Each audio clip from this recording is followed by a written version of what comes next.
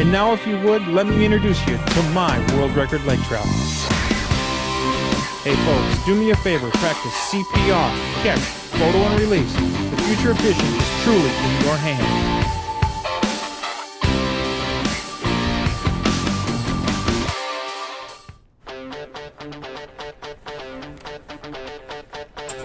Oh, look at that. Oh, big fish. Big fish! This side over here? That is a 50 fish. Folks, you're seeing it right now. My 100th just came in the net at Witch Bay Camp.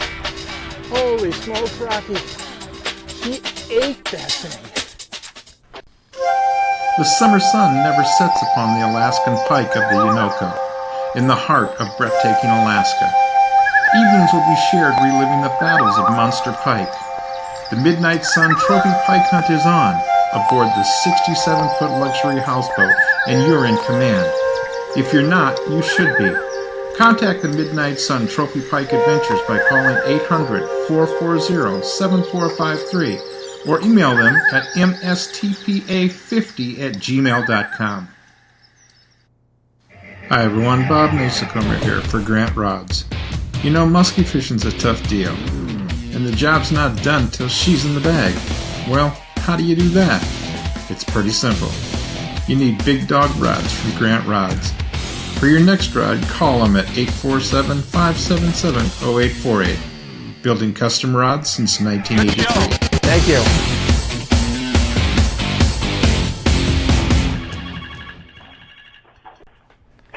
Hi everybody. Hey, welcome back. I've got a special for you folks tonight. I don't know if anybody was watching the news or watching the media around the fishing world, but there was a gentleman that really put it to a fish, but he wasn't targeting the fish. But let me tell you a little bit about it. It was huge. Absolutely huge. And for somebody like myself that's caught a few of these big creatures, I consider a 60-inch muskie to be huge. Joe, I've got you on the phone right now. Give us your name there, big guy. Joe Gensini. Joe Gensini, and you are from? Hennepin, Illinois. Hennepin, Illinois. Now, what's a Hennepin, Illinois guy doing up on Green Bay? Come on. A good friend of mine, my fishing partner Paul Malone, and I were up there practicing and fishing in the Cabela's North American Bass Trail Tournament, the first one of the season. Really? You sent me over a couple of pictures, and to be perfectly candid with you, I got one of the pictures in.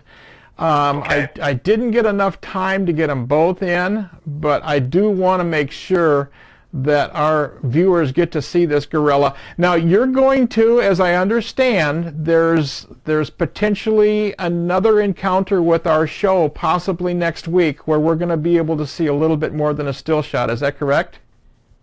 You know, we're working on it.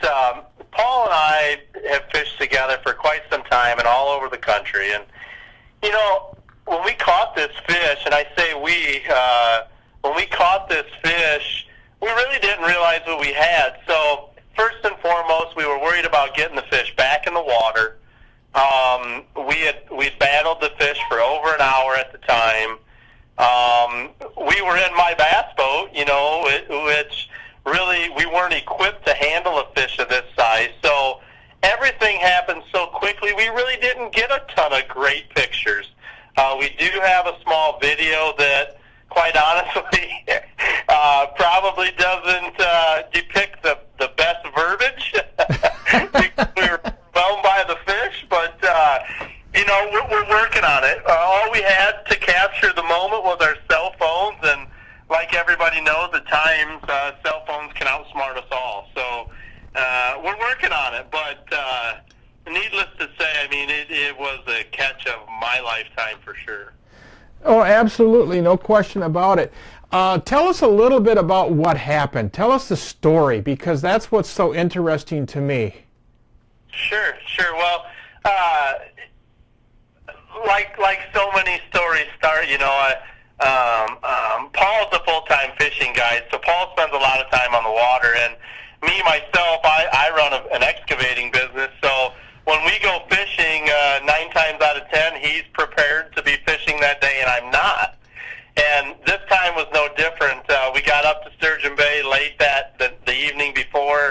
We got out on the water mid-morning after, we'd pretty much slept in, kind of got our rest.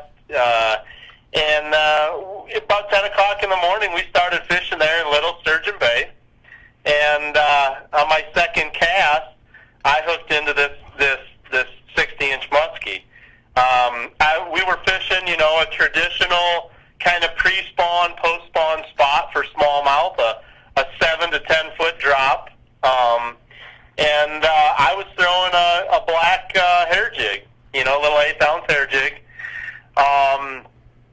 I caught, ironically, we landed the fish on a 6'9" medium light spinning rod made by Fitzgerald Rods, and using 8-pound Power Pro braided line with an 8-pound Seaguard leader, fluorocarbon leader. So it was really just a blessing from God that we even got the fish close to the boat, let alone in it.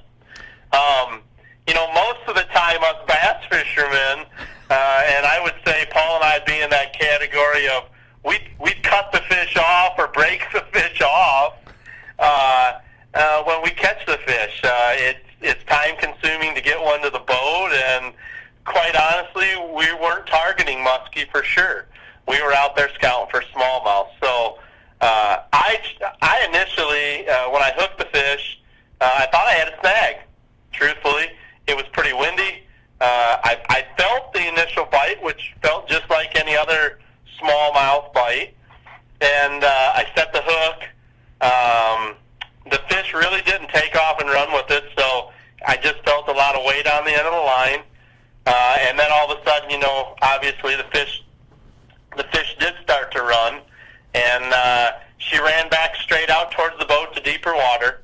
And in the first few minutes, I just kind of played it off as, oh yeah, a big toothy critter. And the water is so clear up there this time of year that when I actually got the fish within sight, 5-6 foot down, I could tell that it was a big fish. I obviously couldn't tell how big a fish it was, but I knew it was big. And at that time, we'd already invested, 10, 15 minutes, and I looked at Paul, and he kind of looked at me, and and we decided, well, let's try this out. Let's see if we can get this thing in a boat. So during the fight, here again, I run a business, and I'm terribly busy all the time, so my cell phone's going off, and I wasn't prepared for our fishing trip, so I actually handed the rod to him, and he handed it back to me, and vice versa, and we chased the fish around with the trolling motor for a little over an hour. And, an hour? Yeah. We did finally land the fish. Of course, I didn't have a net. And at this point, I've got to admit, we knew that muskie was out of season. Uh-huh. So we didn't even know from a legality standpoint, were we supposed to cut the fish off? Are we supposed to try to land the fish? We knew we were immediately releasing the fish. That was for sure. So, the way it worked out, though, we decided to go ahead and land the fish, and I had a small Frable net in the boat, and Paul, he had the rod in hand, and I scooped down and scooped her head up, and then sort of wrestled her, bear hugged her over the side of the boat, and was able to take a few nice pictures and, of course, measure and whatnot. So, just a real awesome fish. Well, go ahead. Yeah. Go ahead. No, I mean, I've been all over this country fishing. Paul's done the same. And, I can tell you, I don't think I've seen anything close to this other than an alligator swim alongside my boat. Well, I'm here to tell you, you made a lot of muskie fishermen jealous. Just so you know. I got to shout out to a few guys. I really, me not being a muskie fisherman or even knowing the realm of what's big, what's small, I knew we had caught in a very nice fish. I didn't initially send any pictures around or even tell anybody till I came home from my trip. Uh-huh. And a real good friend of mine, Jim Bolelli from here in LaSalle, Peru area, he's an avid muskie fisherman. I told him, and he's like, Joe, that's a fish of a lifetime, of 3 lifetimes. And then, as social media kind of passed some pictures around, and another good friend of mine, Mike Novak, he passed some pictures around to some friends of his from Muskie Hunter magazine and whatnot. And I've had a few calls the last few days. It's really cool, really cool. Really, really, really blessed that the whole event happened. This is why we all fish, no matter if it's a muskie, smallmouth, largemouth, panfish. When you get something like this around or in your boat, man, that's what we do it for. Yes, it is. Yeah, Jim Sarek does a nice job on Muskie Hunter. Matt Horvath first got a hold of me and said, Bob, did you see this? And he sent me a picture of it. We're out to dinner, and I'm looking at the fish, and I'm looking at the 60-inch, knowing it's a 60-inch fish. My biggest is 56.5, and the biggest I've had in the boat is 57.5. So consequently, we've been in the presence of these big fish. And we were sitting there talking about it at dinner. I said, that's a solid 55 to 57 pound class fish. And Joel Soldati called me today. That's who put you and I together. And Joel and I have spent the time in the boat together. Joel's quite the fisherman. He's a lot of fun. And Joel calls me and he says, hey, Professor, I got a question for you. He says, the length and the girth, if I give it to you, can you do the math? And I said, sure, we can do that real easy. So he pulled the numbers for me. We did the math. And, obviously there's a little bit of freeboard in it, but you're talking about a fish, 57 pound class fish. It's a monster. That's a big fish. That's awesome. As bass fishermen, I rarely would ever carry anything to size and measure something like this. So just the fact that you guys are all so excited, that excites me. Really, it'll take me some time, and I'm sure Paul's having the same feelings that I am, to really reflect on just how big a fish and how neat a catch this was for the both of us. No. We're not excited. We're mad at you. Yeah. Well, I'm sure there'll be some doubters out there too, and I respect that. As a trophy bass fisherman, we see and hear big pictures and big fish stories, and I get it. Here again, we neither one of us are setting out to try to get any records or any notoriety. We're just two guys that happen to luck upon a really nice catch. You get doubters out there, just tell them to go catch their own fish. It's as simple as that. This world's full of these people. The truth of the matter is you've had an experience that few on the planet will ever have. You guys were genuinely cautious with the fish. You told me in the off-phone conversation that you measured the fish with string in the boat. You took your cord out of your hood and you measured the girth of the fish and didn't even get the numbers until you were back at shore. So you did it right. You did it totally right. Now, the only thing you didn't do in this whole thing is give me the GPS points. You know what? I'd be happy to tell anybody where that spot was. No, as a bass fisherman, we study contour maps all over when we go to these new lakes and these tournaments. And, I've been sitting here watching your program tonight, and it's very informational and helpful. And that last little segment you got on about the spawning areas and whatnot, and that's exactly where we caught this fish. She was in a traditional post-spawn spot. That's exactly right. And, I've said it thousands of times. I've spoke to seminar groups all over the United States and in Canada, and I've said it thousands and thousands of times. Folks, fish by science. If you fish by science, you'll be able to repeat what you do. And it's a scientific fact that these big females travel into spawning areas to spawn. And when they're done, guess what? They got to recover. Then they got to enter back into the lake system again, and they start to, to go into their summer patterns. But you guys hit a giant. You hit a big fish. Thank you. Very big fish. I want to thank you for coming on the show with us, and I'm going to hold you to that video. So let's get that video. I want to see it. Let's get it on the show. We'll get you back, and maybe we can get both you and your partner there together at the same time, and we can hear his side of the story, like why you didn't let him catch it. Yeah, awesome. He did catch it. He did catch it. I just got the bite, so it was definitely a team effort. It was really cool. Oh, goodness gracious. Not bad whatsoever. Hey, listen, thanks for coming on the show. We'll chat down the line. And congratulations. Awesome. Thank you. You bet. Thanks Bye-bye. for having me. Yep. Goodbye. The summer sun never sets upon the Alaskan pike of the Uinoko. in the heart of breathtaking Alaska. Evenings will be shared reliving the battles of Munster Pike. The Midnight Sun Trophy Pike Hunt is on, aboard the 67-foot luxury houseboat, and you're in command. If you're not, you should be. Contact the Midnight Sun Trophy Pike Adventures by calling 800-440-7453 or email them at mstpa50@gmail.com. Hey guys, last week we put the word out, as we have been doing, for fish catch pictures, and I know most of you guys were pretty impressed by a 60-inch muskie. I can tell you I was, that's for sure. But we have a couple of pictures that were sent in to us. I want to talk about them just briefly. John Haynes was really kind enough to send us over some of his pictures. And I want to take just a second to show you what we got here. Let me do this. Here's just one of them. He got on a smallmouth bite. I don't have the information right in front of me right now. It was, I think they were doing 1/8-ounce tube jigs fishing smallmouth. So, like I said, he definitely got them dialed in. And he's a guide. And I hope we can get him on the show going down the line and get some more information, because this gentleman can certainly put the people on fish from what I see.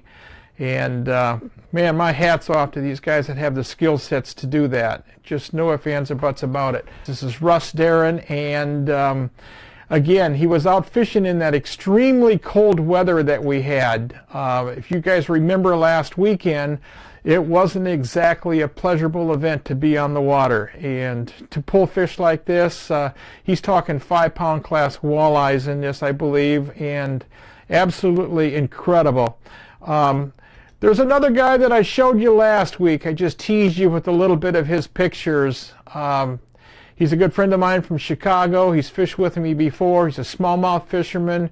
Jim Gracka sends these to us, and my hat's off again to Jim. He makes me jealous. He gets to go fish all these spots and catch all these fish.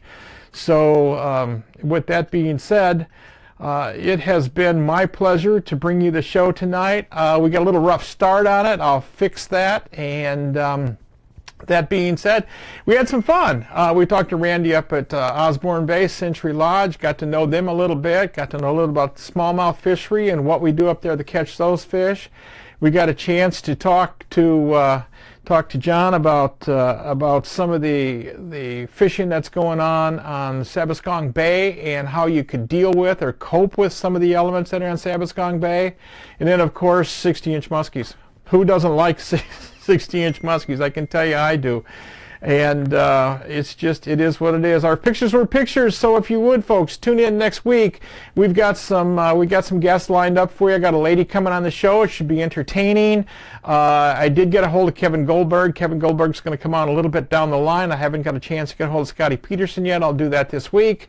So we'll start getting that arranged, but expect another good show next week. It is just, it's without question my pleasure to bring you guys this show. And in the meantime, just enjoy what you're looking at and do me a favor. Spread the word, if you would, for Fishing Sticks. Try to get people out there to help us grow. Try to get people to chime in. Try to get people to like our page, follow what we're doing. And in the meantime, if you would, just go kick a little tail and have some fun. Folks, this is Bob Mehsikomer for Fish and Sticks saying thanks. We'll see you next week.